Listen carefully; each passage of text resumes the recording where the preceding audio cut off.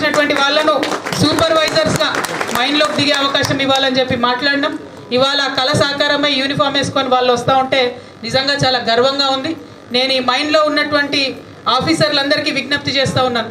ఆడబిడ్డలు ఎవరైతే సూపర్వైజర్స్ ఉన్నారో ఇంకా ఇతర పోస్టులలో ఉన్నారు, చాలామంది 40-50 మంది దాకా ఆడపిల్లలు ఉన్నారు. వాళ్ళకి ఫెసిలిటీస్ దయచేసి మంచిగా ఇవ్వాలని చెప్పి కోరుతూ ఉన్నాను. ఎందుకంటే ఒకటే ఒక రూమ్ ఉంది, నేను చూసిన చిన్నగా ఉంది చాలా. ఆ రూమ్లో అన్ని రకాల ఇబ్బందులు ఉంటాయి కాబట్టి కొంచెం ఫెసిలిటీస్ ఆఫీసర్స్ దగ్గరుండి ఆలోచన చేసి ఇవ్వమని కోరుతా ఉన్నాం.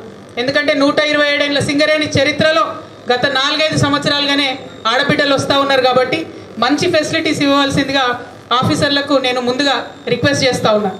ఆ తర్వాత ఇక మా అన్నదమ్ములు ఉన్నారు, మీ అందరూ ఎప్పటి నుంచో తెలుసు నాకు. ఉద్యమ కాలం నుంచి మన బంధం, తెలంగాణ కోసం కొట్లాడినప్పుడు కలిసి కొట్లాడినాం, అధికారంలో ఉన్నప్పుడు కూడా నిరంతరం మీకోసమే పనిచేసినాం.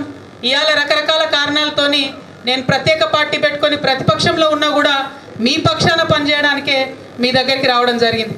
మరి ఇవాళ వస్తూ ఉంటే గేట్ కాడ అడ్డుకున్నారు, నిన్న కూడా పోతూ ఉంటే గేట్ కాడ అడ్డుకున్నారు. ఎందుకోసం అడ్డుకుంటున్నారంటే భయం పుట్టుకుంది ప్రభుత్వానికి. ఏంది, కార్మికులను సరిగ్గా చూసుకోలేకపోతున్నారు, ఉన్న డబ్బులన్నీ కాంట్రాక్టర్లకు ఇస్తున్నారు. కనీసం మనకు డ్రిల్లింగ్ మెషిన్కి చిన్న బిట్స్ లేవన్నా, మెషిన్ రిపేర్ ఉందన్నా, ఏ చిన్న అంశం బాగలేదన్నా కూడా బడ్జెట్ లేదని మీకు చెప్తున్నారు, రిపేర్లు చేస్తలేరు, పనిముట్లు ఇస్తలేరు. కానీ కాంట్రాక్టర్లకు ఇవ్వడానికి మాత్రం 100 కోట్లు 1000 కోట్ల రూపాయలు ఉన్నాయి. అవి రెగ్యులర్గా పేమెంట్స్ అవుతున్నాయి. కానీ మనం ఏదైనా చిన్నది అడిగినా కూడా, చిన్న ఫెసిలిటీ అడిగినా కూడా పాత మెషిన్లే మళ్ళీ రిపేర్ చేసి వాడుకోవాలి తప్పితే కొత్త మెషిన్లు కొన్నటువంటి పరిస్థితి లేదు. ఈ మెషిన్ పాట తీయాలి, ఆ మెషిన్కి వేయాలి, అది నడిపించాలి. కొన్ని రోజులకు అది ఫెయిల్ అవుతుంది, మళ్ళీ అది తీయాలి, దీనికి వేయాలి, ఇది నడిపించాలి. మీ భద్రత గురించి కానీ, మన యొక్క ఆరోగ్యం గురించి కానీ, ఆఖరికి మనం తాగే మంచినీళ్ళు కూడా ఇచ్చే పరిస్థితి లేదు. మీరు చెప్పండి, సింగరేణి పుట్టింది ఎప్పుడో పుట్టింది. ఆనాడు ఎప్పుడో మైన్ లోపలికి గాలి పంచేటటువంటి ఆక్సిజన్ మెషిన్ వచ్చింది.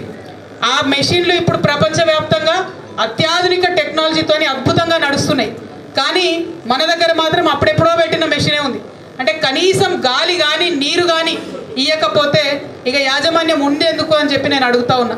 నిన్న ఇంకో మైన్ దగ్గర పోతే బాటిల్ పట్టుకొని లోపలికి పోతున్నారు. పాపం, మీకుండే పనిముట్లు వేరే ఉంటాయి, మీరు నడవాల్సింది నడవాలి, మీదికెళ్ళి ఇంటికెళ్ళి మంచినీళ్ళ బాటిల్ పట్టుకురావాలంటే మరి కనీసం అది కూడా వేయలేకపోతే సింగరేణి యాజమాన్యం నిజంగా సిగ్గుపడాలి.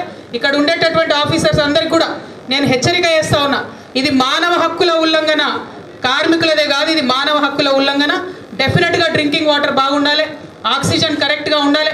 ముందు కార్మికులు ఆరోగ్యంగా ఉంటేనే ప్రొడక్షన్ వస్తుంది. కాబట్టి ఆ విషయం మీద యాజమాన్యం దృష్టి పెట్టాలని చెప్పి నేను డిమాండ్ చేస్తూ ఉన్నా. మరి అక్కడ గేట్ కాడ పోలీసు వాళ్ళని పెట్టుకొని మమ్మల్ని ఆపుతామంటూ నేను ఇవాళ ముఖ్యమంత్రి గారిని ఒకటే మాట అడుగుతున్నా. మీరు ప్రతిపక్షంలో ఉన్నప్పుడు మీరు వచ్చి మీటింగ్లు పెట్టలేదా మైన్ మీద? బట్టి గారు వచ్చి మీటింగ్లు పెట్టలేదా మైన్ మీద? అవన్నీ ఎందుకు? రాహుల్ గాంధీ గారు వచ్చి మీటింగ్ పెట్టలేదా మైన్ మీద? డెఫినెట్గా వస్తారు. ప్రజాప్రతినిధులు అన్నప్పుడు కార్మికులతో ఇంటరాక్ట్ అవ్వడానికి వస్తారు. పని చేసేటటువంటి ప్రదేశంలో ఫెసిలిటీస్ ఎట్లున్నాయో చూడడానికి వస్తారు. మేము ఓన్లీ ఢిల్లీలో కూర్చొని, హైదరాబాద్లో కూర్చొని చట్టాలు చేస్తే కాదు కదా, ఇక్కడికి వచ్చి చూడాలి, మీ బాధ అర్థం కావాలి. అర్థమైతేనే రేపటి నాడు అది చట్టంగా మారుతుంది, రూల్గా మారుతుంది, మీకు హెల్ప్ అయ్యే అవకాశం ఉంటుంది. మరి ప్రతిపక్షాలు వచ్చి చూస్తామంటే పోలీసు వాళ్ళని పెట్టుకొని ఎన్ని రోజులు ఉంటారు అధికారంలో? మీ తల్లి కాంగ్రెస్తోనే కొట్లాడి తెలంగాణ తెచ్చుకున్నాం. ఈ పిల్ల కాంగ్రెస్తో కొట్లాడటం పెద్ద విషయం కాదు. ఖచ్చితంగా కొట్లాడతాం, మా కార్మికుల పక్షాన నిలబడతాం. ఇవాళ ఒకటే మాట అడుగుతా ఉన్న యాజమాన్యాన్ని నేను, చాలా మంది దాదాపుగా 19,000 మంది యంగ్స్టర్స్ అందరూ కూడా ఇవాళ జాబ్స్లోకి వచ్చింది. అందరు కూడా చదువుకునే వాళ్ళే, అందరు కూడా చిన్న పిల్లలు ఉన్నారు. మరి ఆ చిన్న పిల్లల్ని మీరిచ్చే జీతంలో ఆ ఐటీ పార్క్స్ మీద పోయే మన సగం జీతం పక్కకు పెడితే మళ్ళీ ప్రైవేట్ స్కూల్లో చేర్పించాలంటే ఎంత ఇబ్బంది అవుతుంది? సింగరేణికి ఇన్ఫ్రాస్ట్రక్చర్ ఉంది కదా, స్కూల్స్ ఉన్నాయి కదా, సిబిఐటి సిలబస్ పెట్టి వాటిని మంచిగా చేయొచ్చు కదా. దానికోసం డబ్బులు ఉండవు. ఏరియా హాస్పిటల్ పేరుకుంటాయి, ఎక్కడ మెషిన్లు ఉండవు, ఎక్కడ డాక్టర్లు ఉండరు. దానికోసం డబ్బులు ఉండవు. ఎవరి కోసం డబ్బులు ఉంటాయి? కాంట్రాక్టర్లకు ఇవ్వడానికి డబ్బులు ఉంటాయి, ఆఫీసర్లకు కావాల్సిన వసతులు చేసుకోవడానికి డబ్బులు ఉంటాయి. వర్కర్స్ గురించి వచ్చేటప్పుడు మాత్రం డబ్బులు లేవని చెప్తా ఉన్నారు. ఎక్కడ కూడా లోటు బడ్జెట్ అని చెప్తా ఉన్నారు. ఇది క్వశ్చన్ చేయడానికే వచ్చినాం తప్ప ఇంకొకటి కాదు. ఇక్కడ మళ్ళొకసారి నేను మీ అందరికి కూడా మనవి చేస్తా ఉన్నా, ఏదేమైనా సరే మీ పక్షాన నిలబడి కొట్లాడడానికే తెలంగాణ రక్షణ సేన వచ్చింది. ఇక్కడ మీ అందరికీ తెలుసు మన ప్రాంతం ఎట్లాంటిది. అడవిలో అన్నలు ఉంటే మనకి ఇక్కడ గుండె ధైర్యం ఉండే, వాళ్ళు ఆనాడు ఉంటే ఆఫీసర్లు అందరూ జర పద్ధతితో నుండి మీ అందరికి ఫెసిలిటీస్ క్రియేట్ చేసేది. ఇలా ఆఫీసర్లు అనుకుంటారు అన్నలందరూ పోయినరు కార్మికుల గురించి అడిగేటోళ్ళు ఎవరు లేరని. బిడ్డ గుర్తుపెట్టుకోండి, సింగరేణి యాజమాన్యం చెప్తున్నా, అడవిలో అన్నలు లేరేమో, ఆ అన్నలంతా ఇలా మా పార్టీలో ఉన్నారు, టీఆర్ఎస్ పార్టీలో ఉన్నారు. ఖచ్చితంగా మీరేమన్నా ఫెసిలిటీస్లో లోపం చేస్తే, మానవ హక్కుల ఉల్లంఘన చేస్తే డెఫినెట్గా ఎంటబడతాం.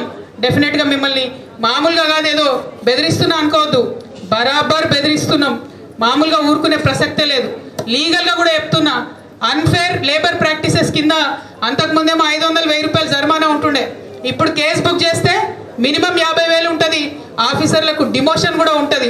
కాబట్టి మీరు వేధించడం ఆపేసేయండి, వెల్ఫేర్ కోసం ఆలోచన చేయండి.